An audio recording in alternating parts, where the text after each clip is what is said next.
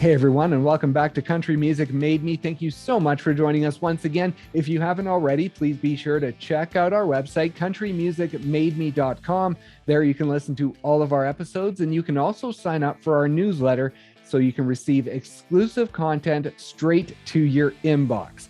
Just go to countrymusicmademe.com and hit that subscribe button. Now for today's episode. We are thrilled to welcome Andrew Jannakos.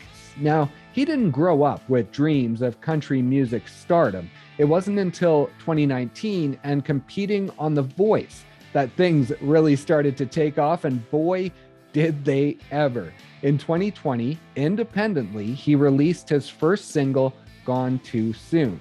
Now, as an independent release, it was #1 on iTunes country and all genre charts when it was released. It had 1 million streams in just over a day, and it was #1 on Billboard Country Music's digital song sales. Now, since that time, he has signed with Sony Music Nashville and has big things to come in the future.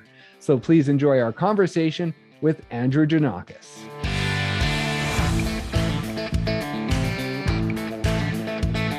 You were basically hunting, fishing, and loving every day. It seems like you were living in a Luke Bryan song. Is that sort of what it was like growing up for you? Pretty much, man. I mean, if I wasn't in the woods, I was on the water, and if I wasn't on the water, I was in the woods somewhere. And man, it's just like I've never owned a Xbox or a PlayStation or any game console or I've never in my life. Wow. Like, so many people ask me, they're like, never, and I'm like, that's what never means. Yeah. Yeah. But I was just always the kid to be outside or be in a creek somewhere, or I was just always outdoors, man. I was always outdoors. That's awesome. I got in trouble for being outside too long. Like most kids get in trouble for being inside. I was in trouble for being outside. Like, yeah, I never wanted to be inside. And how did music tie into that then? I know your parents were big listeners of music, and so as you're outside, as you're doing stuff, was it a lot in the car as you're driving with your parents and out on the boat sort of cranking the tunes and that sort of thing? Pretty much anywhere. Like my parents, like even if you go to my dad's house right now, like if I drove there right now, nobody would probably be there. They'd probably be working still, but the radio in his garage would be on like either 94.9 The Bull or 101.5, and it would be turned to like 12 to where you can hear it, but you're like, where's that coming from? And then as soon as he gets home, it gets cranked to like 40, and he just like gets in his mindset, does God knows what in his garage. He just builds things with his hands while listening to country music. I mean, he is the definition of just a country man. And yeah, I mean, he just instilled that in me, like very young. You know, I was in a stand basically since I was 5 or 6 years old. So it's a lifestyle. And do you remember your first memory of when music started to click in for you and when you started to create the passion that your dad had for it? So my dad didn't really, I guess, have a passion for music. My mom was a singer. Oh, okay. And my grandfather, my granddad on my mom's side was a bluegrass singer. Yeah, I want to talk about him in length a bit.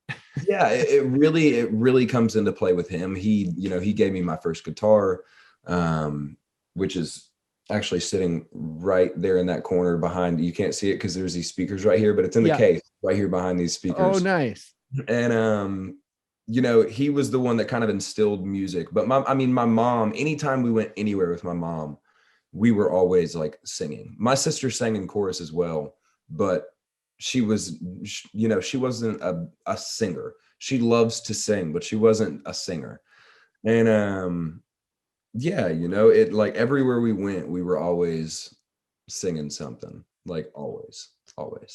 And let's talk about your grandpa and your relationship with him. Like you mentioned, he is a bluegrass player. He gave you your first guitar. I believe he was friends with Whisperin' Bill Anderson when he was young and actually played with him. And so talk about that relationship and how he inspired you, not only as a musician, but also as a person along this journey for you. So I guess to get a little deep right now, everybody goes through dark times in life. Yeah. And when my mom was growing up, my grandfather was an alcoholic. Oh, And okay. he, not to say he was a bad father, because I don't think he was ever that, but the alcohol kind of consumed some things in his life. And when him and my grandmother separated, and my mom tells me about this, obviously, because it was when they were kids. Right. And but when they separated, it was obviously tough for my mom and them. But my mom said it was so easy because my grandfather just became sober. He found the Lord, and he lives for Jesus every single day, man. Like, it is unbelievable the way that he lives for him. And I had my troubles with alcohol when I was in. I don't want to say I was lucky enough to have them when I was younger, but I was lucky enough to go through those times and learn about those times when I was 22, 23 instead of 32 or 33. Right. And so I haven't drank in many years. I don't really drink. And he was a big inspiration to that as well. But when it came to the music, like, he one of the last times that I went to see him before I went on The Voice, and I was telling him, hey, I'm going on the singing show, and he was like, oh, that's so cool, and blah blah blah blah blah, and we were talking about it, and I just remember telling him that music, like, I felt like music was going to save me. And he told me that music saved him, and it did his entire life. But he told me, and I'm trying to remember exactly what he said now. We were talking about all those dark times and things like that. And that was really the Right. first time that I'd opened up to him about that. He didn't even know that side of his grandson. And he just looks at me and he goes, turn it all into music, son. And I was just like, all right, that's what I'm gonna start doing. And yeah, man, it's been a hell of a road. And I think it's just going. I feel like it's just going to get crazier. I've been writing some cool stuff, man. I'm excited about the new stuff that we've been writing that people haven't even heard yet. So Right. Yeah, life has definitely gotten crazy for you. And before we get to there, I want to ask you about that writing side, because I think it was a post or in an interview, you talked about the first time that you heard Brad Paisley's He Didn't Have to when you were 7 years old. And you didn't necessarily understand the lyrics. You understood that it meant something, but you weren't exactly sure what it meant. And so, is there a moment where lyrics started to mean something for you and you started to sort of get attracted to them and realize what they could do for you? when I'm trying to think of the song, I might have to look it up. I know that I believe it's a George Strait song.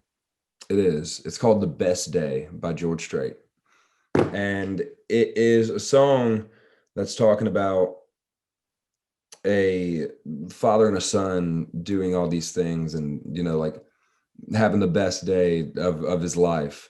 And then he grows up a little bit, and the first time it was fishing and camping, and the second time it was a car at his 16th birthday, and the third time it's his wedding.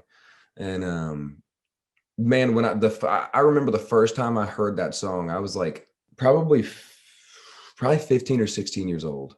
Oh, okay. And I just like broke down in my bedroom, like, thinking about me and my dad. And it was exactly like my relationship with my father. Like, I had the best times of my life when I was with my dad in the woods or camping or fishing somewhere. They were the best days of my life. And when I heard that song, and that was when music really was like, wow, man, that was such a story, and it was a story that I related to. And so when it came to He Didn't Have to Be, obviously now I'm 28, like, I understand it, and I have that. I am the He Didn't Have to Be. Yeah, exactly. Yeah. And it's now I completely understand every word that he meant in that song. And it's just like, it's crazy, man. It's just crazy what music can do to people, and like the way that it can move people is just unbelievable. It's making me a little bit emotional, but That's awesome. Well, I mean, that's the goal, right? And when did you realize that for yourself? What age were you? Was it after The Voice that you put those things together for yourself and the impact you could have on others through music? yeah. So The Voice, I mean, my blind audition on The Voice was the first time I ever performed on a stage in my life. Right. So when I got off the show, I started writing music, and I had written a song, Southern Skies. I had written that song before I'd even thought I was a musician or was doing music or anything. I was just like, I was going through these things, and I felt these emotions and these words, and it just came out. Right.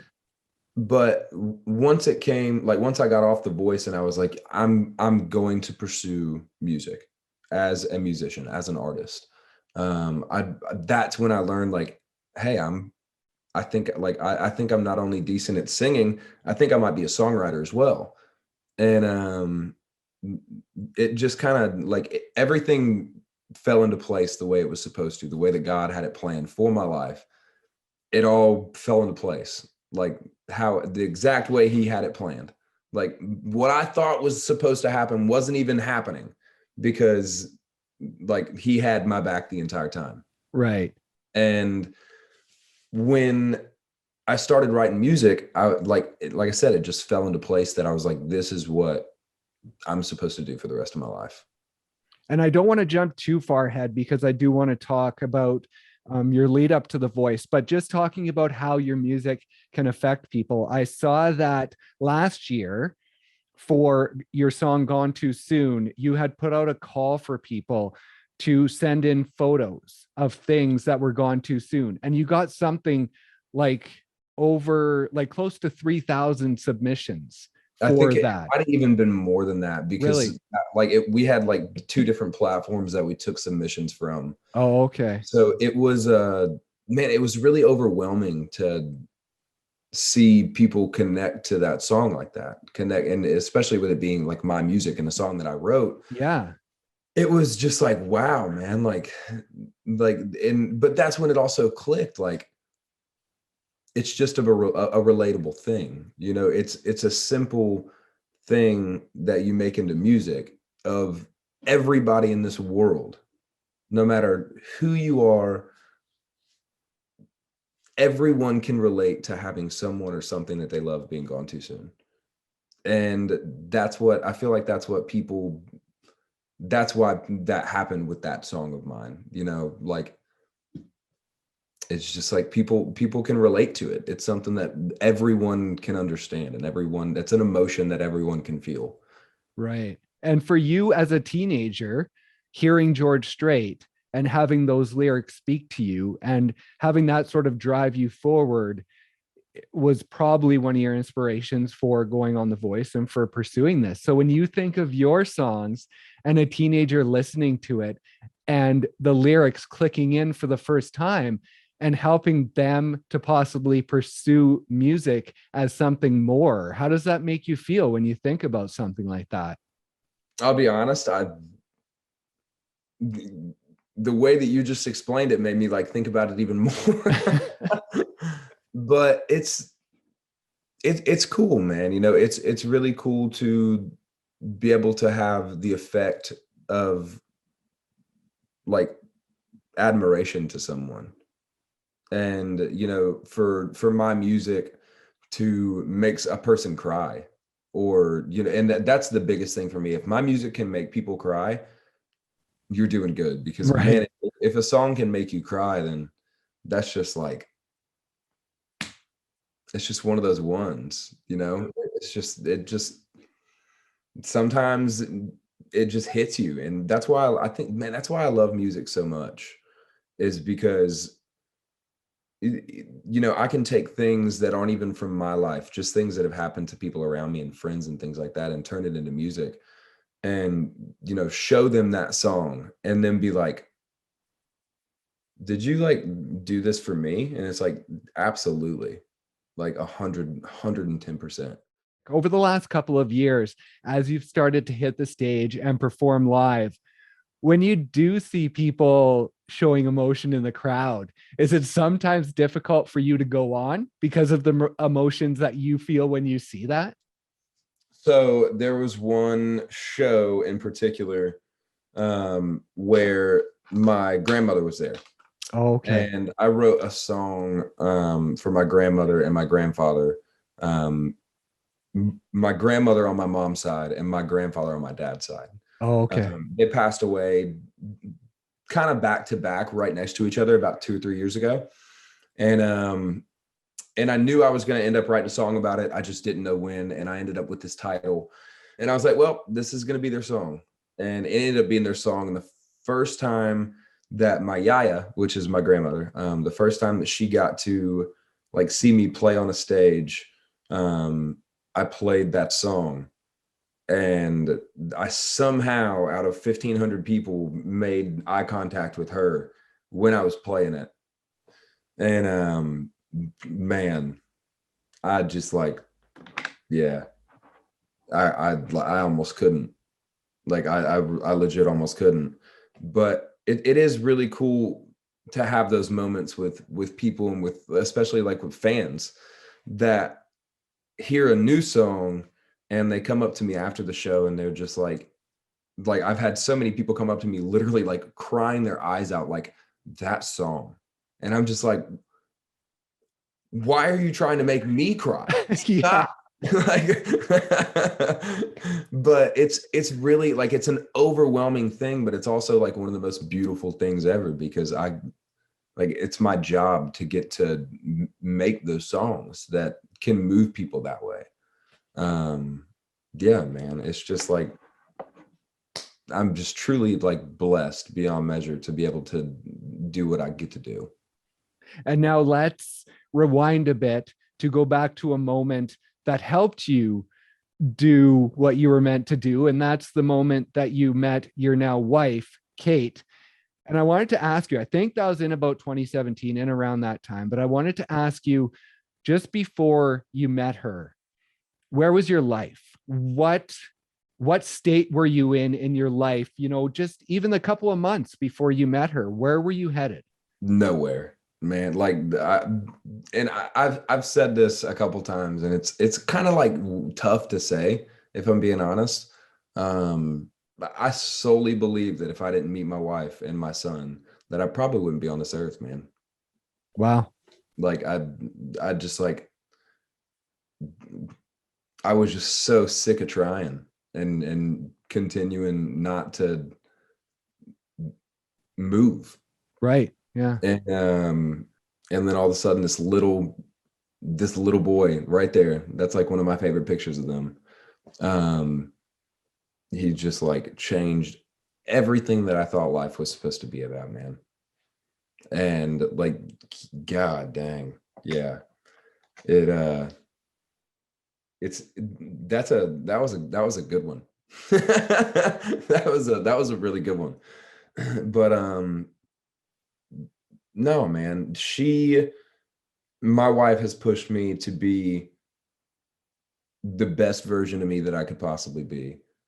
And dude, if I never thought I was able to do this. And both of them have just like, every time I think I can't, I like see them in the top of my head. And I'm just like, I have to. Like, I have to. And yeah, man, it's a pretty special thing for sure. I believe you went from Andrew to Andrew Daddy and then just to Daddy. Now, when you got that first, just Daddy, how did that feel? Is that a moment that you'll remember forever? Yeah, just because I was waiting for it, man. Like because he was so little then. You know, and I have videos on my phone of him like trying to say my name. He like, and it was just, I don't know, man. It was just crazy. And I knew he just needed me and I needed him, man. And like, yeah, I do remember the first time that he actually called me daddy.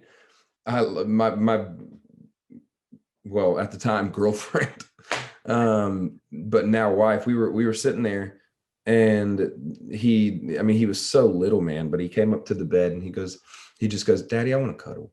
But he, like, in such this little baby voice, it was so stupidly cute. And I just like looked over at her, and I just like picked him up and I put him on my chest, and he stayed there for 9 hours. I didn't let him move. Wow. And yeah, man, he's a special little kid. Yeah, he's a special little kid.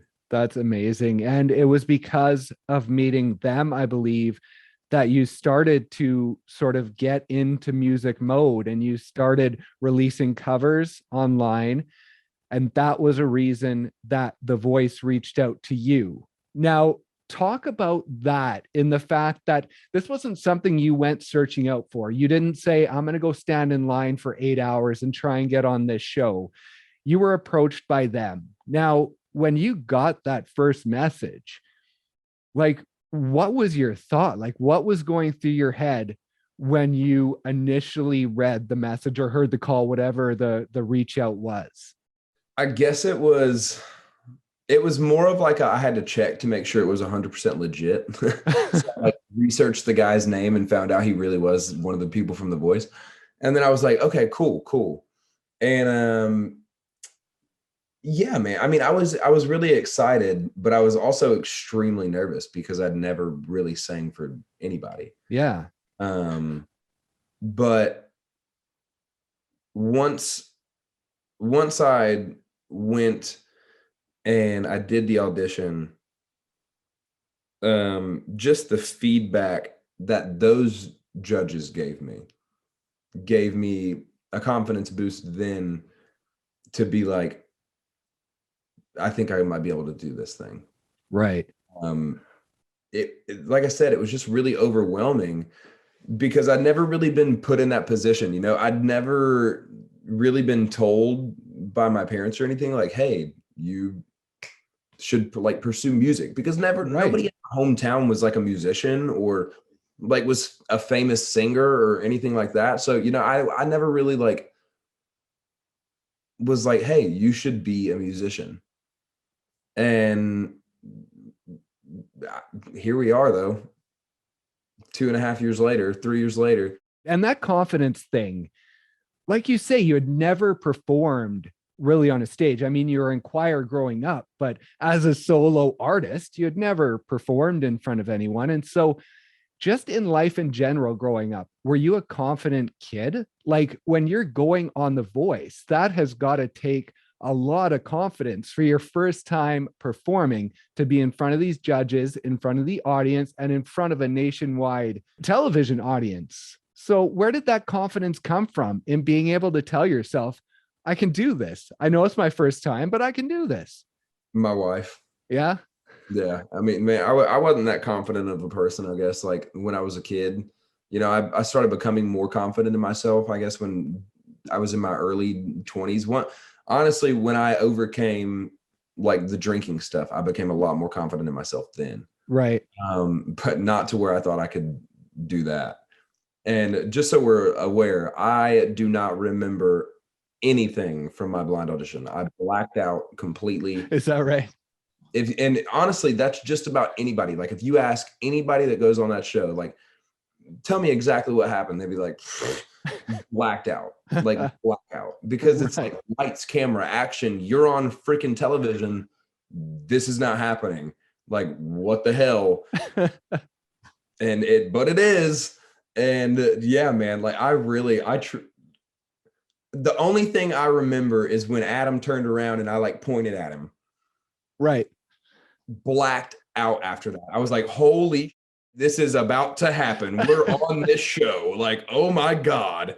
And yeah, man, it was crazy. That was nuts. That's awesome. And so coming off, like you say, this isn't the first season of American Idol where you're going to be shot to fame and you're going to be offered a record deal the minute you step off the stage. This is season, I think it was 16, where we've moved away from the days where if you're on the show, you're automatically a sensation. We're now in the days where you go on the show, you get you get some exposure, but when you're off the show, it really doesn't mean much at the end of the day. It means you have a little bit of a start in this industry, but it is up to you to take that and work with that. And so when you left the show, were you in the mindset of being ready to take that ball and run with it? Or did it take some time for you to wrap your head around what this meant?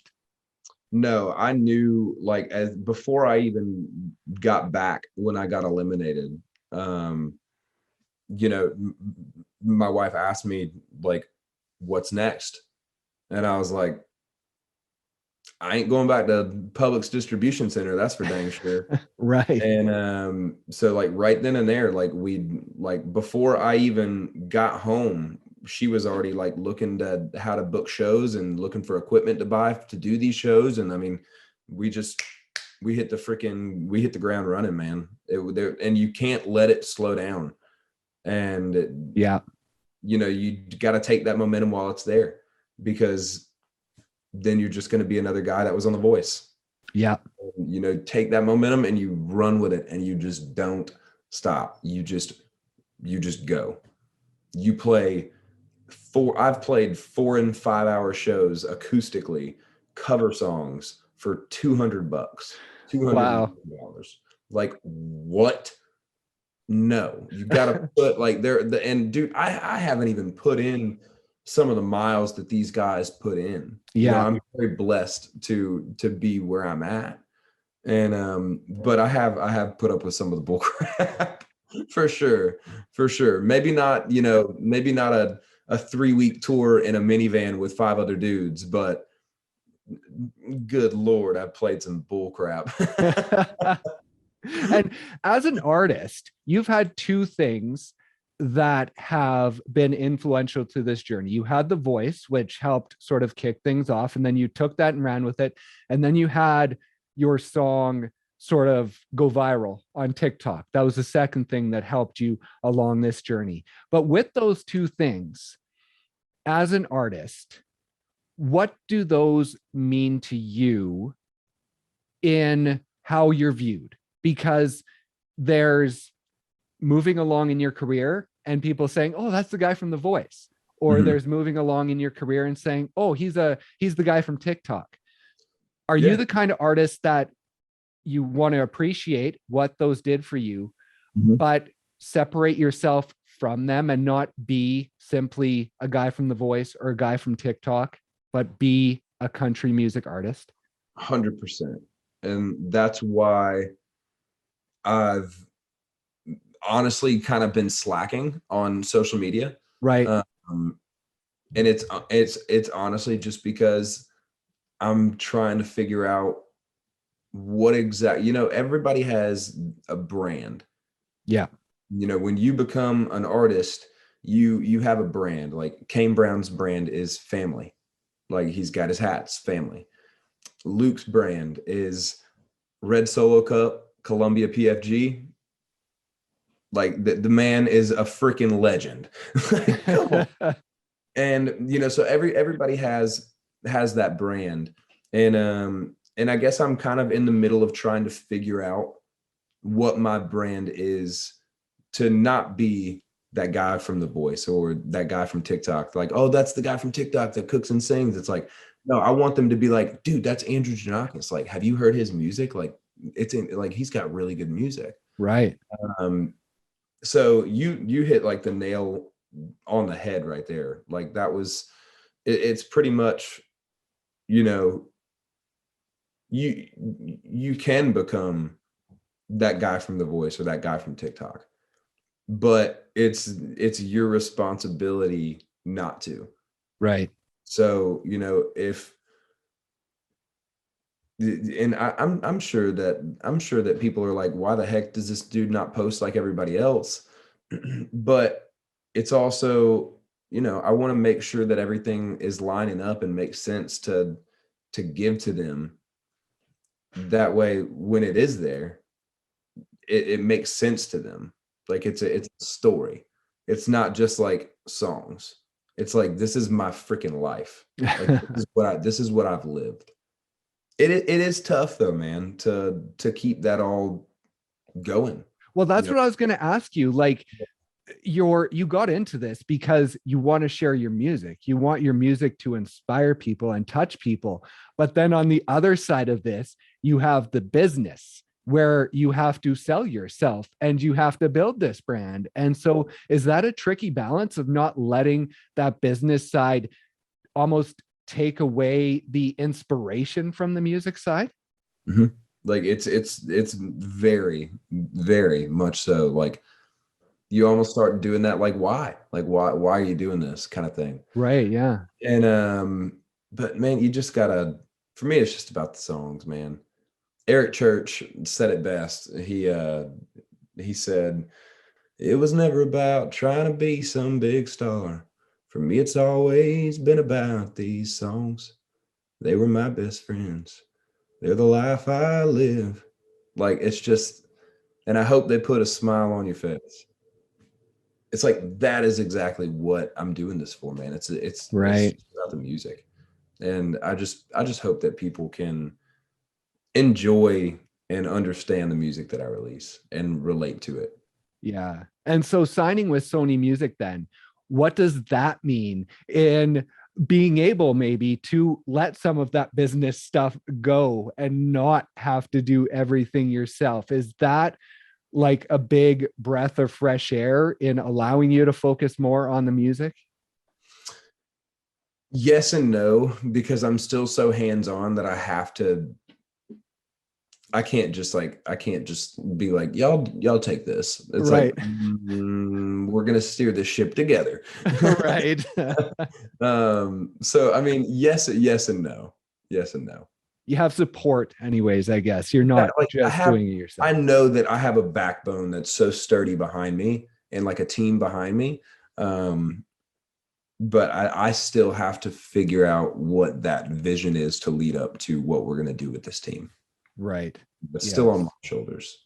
Right. And as far as that work goes, how much of a battle almost is it within this life of building a country music career and wanting to have success, but knowing that that success comes at a bit of a price because it's going to take you away from your family more and more and more as you get more and more successful? Is that a tricky thing to balance right now as you are forced to spend less time with your family? It is 100%. I mean, I'm Greek and Italian. We're all about family, man. Right. But it makes it easier knowing what I'm working towards and knowing that, I'm working towards that 40-acre lot with a pond in the backyard and that beautiful sunset view for me and my entire family to be able to sit around a bonfire at and talk about the last 20 years of music and what it's done. And that's like my biggest vision. Like, it's the hardest thing I've ever had to do is being away from Georgia, if I'm like, and being away Right. from my family. But again, knowing what I'm working towards makes every bit of it worth it. And your son, he has been on some clips with you playing his little plastic guitar and singing along to a few words to some of your covers. And so, what does that mean just to see him being inspired by the music? I mean, I love it, man. He says all the time, he's like, if you asked him, if he came in here right now and you go, what do you want to be when you grow up? He'll be like a singer like my daddy. He's just gonna be a little country hick, freaking country loving, damn deer killing fiend. He's already, every time we go out, he's like, Daddy, I'm looking for deer. I'm like, all right, you look for him. You let me, Daddy, there's a big old buck right over there. I'm just like, oh my goodness. He is gonna be it's gonna be great. That's awesome. And I just wanted to lastly ask about some of the experiences over the past 2 years that you have had. Last year going on tour with Carly Pierce, and then also last year being at the Grand Ole Opry and being able to see Brad Paisley perform there and meet him backstage. What do moments like those mean to you as you're going along at the beginning of your career? Well, for Carly to want me to go out and sing that song with her for one and perform my music was an incredible thing. I mean, CMA Vocalist of the Year, like, come on now. I'm getting to sing with you on your number one radio song. Like it's incredible. And man, when that happened with Brad, like Brad is like probably one of my biggest influences to music. And I was standing there with my good friend Brad or Jordan. I call him Opry Jordan because that's his freaking Instagram name. Oh, But I was standing there with him and I was just like, oh my God, oh crap, dude. Brad Paisley's walking up behind you right now. And I like closed my eyes. I was like, I can't do this right now. I'm not prepared for this right now. God. And it was just like, oh man, like is this really happening? Is this real life? But yeah, man, that's what it's all about. Like I got to meet my biggest inspiration to music, and that is Nashville for you. And what do we have coming next? You talked at the beginning about exciting music that you're creating. What can we look forward to? So I know that we're definitely going to do some new music this year. We're going into the studio here in a couple weeks. So, and I think that's probably about all I can say. But I'm super, super excited for everything to come. And man, I just pray that people can continue to connect to the music that I release.